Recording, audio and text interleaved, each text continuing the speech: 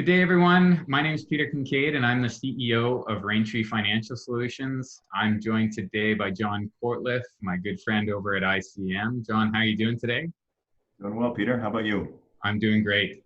John, first of all, why don't you tell us a little bit about yourself and a little bit about ICM and the business? Yeah, I appreciate it, Peter. My name is John Courtliff, as Peter alluded to. I'm the managing director, a partner in the business at ICM, and the lead portfolio manager on the fund that we have out to market through Raintree.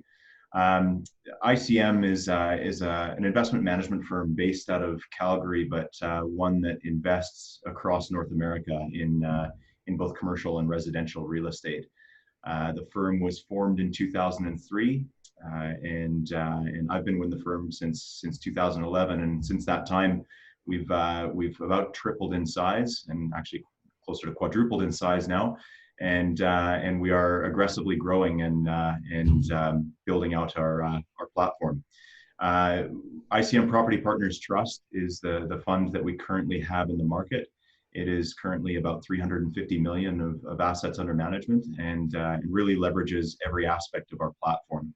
Our team, which are spread across Canada, the United States, and Mexico, with a very long and strong track record in real estate, is all being leveraged as a part of this fund to ensure that we do as well as we possibly can for investors. The fund is ultimately focused on, as I mentioned before, sort of commercial and residential real estate across each of Canada, the US, and Mexico, diverse markets within Canada, the US, and Mexico as well, different property types, investing in different areas of the capital stack. So it's really structured as a highly diverse real estate investment for investors, and an opportunity to invest in segments of real estate that really aren't available to a lot of individual investors.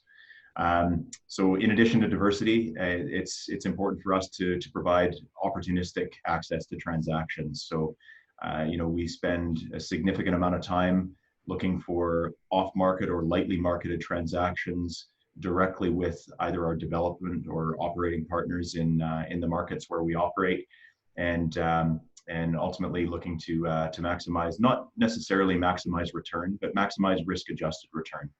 We want to buy good properties that will perform in both good times and in challenging times.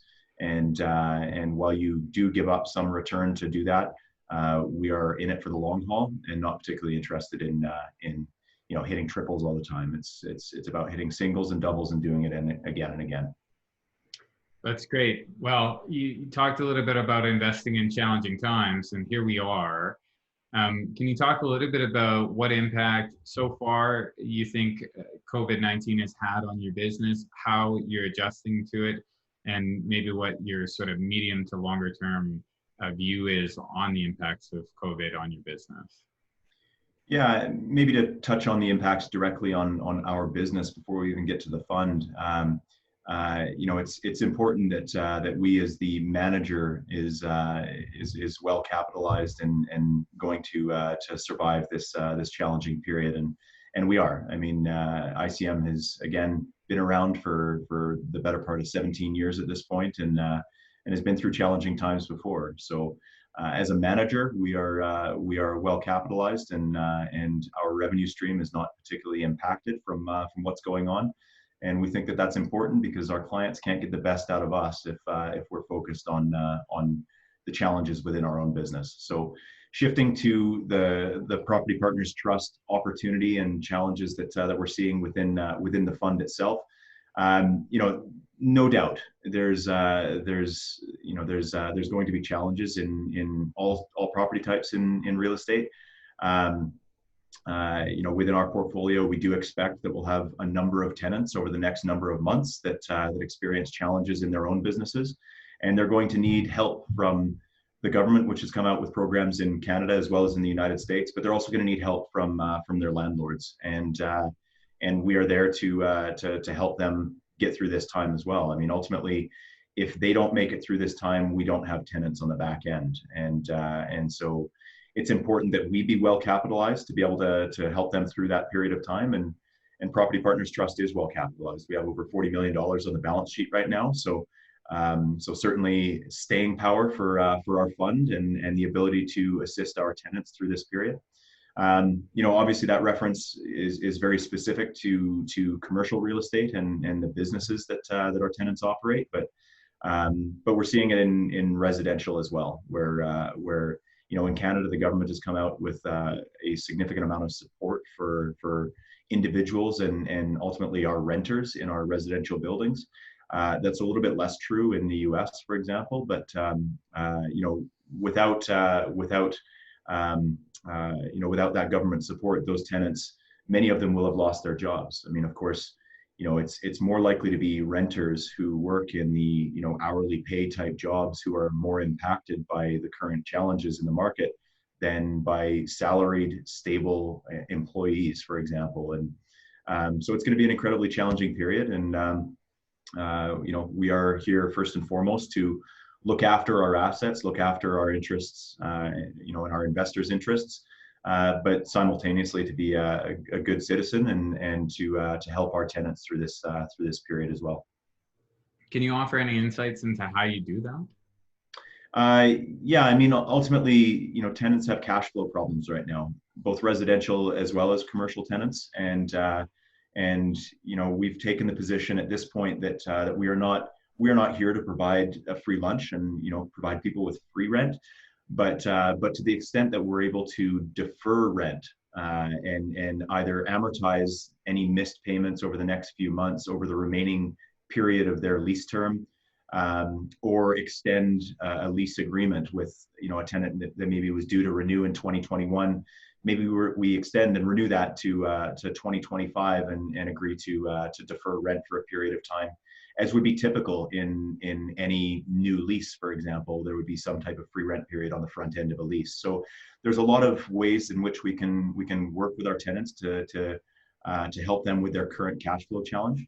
And simultaneously, it's not just about what we can do; it's about what lenders are doing in the market as well. Notwithstanding that we may be offering our tenants opportunities to defer rent payments, we've still got mortgage payments to make, and in certain instances, we've approached our lenders on a preliminary basis and hey, we may be in a situation where we've got tenants that need help.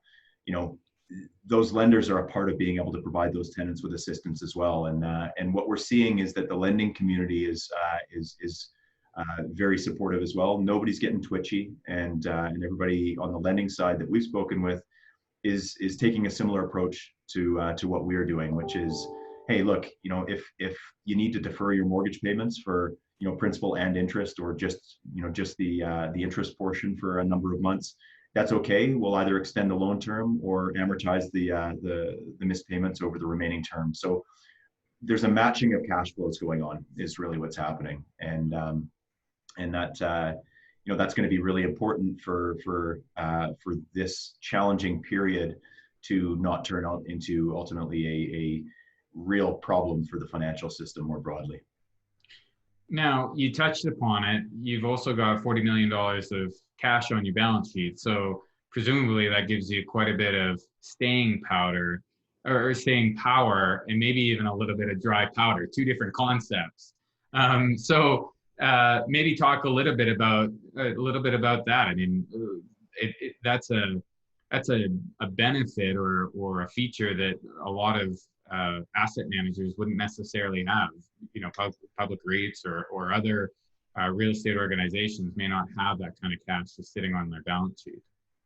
Yeah, and honestly, I think that being well capitalized is really going to define who excels during this period and who struggles. And ICM Property Partners Trust is sitting on over about $40 million of cash right now, and that's really on the back of a very successful tail end to 2019 and early few months of 2020, and the capital that we were able to raise during that time. So investors obviously seeing the benefit of what we are offering in the market, and that's left us in a great position going into this crisis period. And Certainly we expect to be using some of that balance sheet capital to reinvest in our existing assets, but it gives us some dry powder, as you mentioned, for the pursuit of new opportunities. And even in today's market, I mean, there are pockets of opportunities that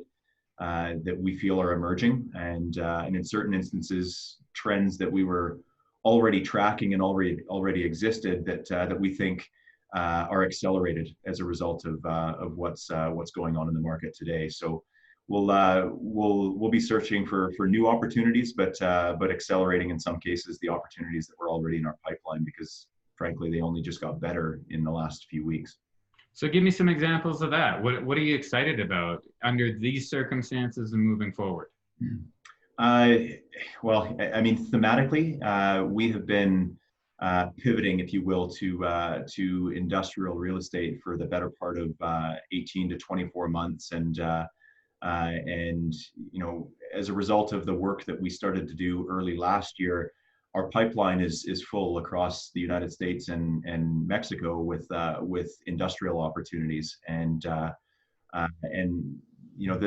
two opportunities have become a little bit different in the last few weeks, in the sense that the stay-at-home orders ultimately that have really cracked down on the interaction of people and really impacted the retail sector really across the world, are really going to be a catalyst for the growth of warehousing and distribution facilities, as people ultimately who are now home being forced to shop online, who had never done so before, are going to develop habits that are not necessarily going to change even when they're allowed to go back to Sport Check, for example. Not to pick on Sport Check, but it could be any box retailer, for example. So I think that broadly industrial in Canada, the United States, and in Mexico, for that reason, will get better. There's also an accelerating trend now of nearshoring, which is ultimately where global companies that had become highly reliant on sort of Southeast Asia centric supply chains and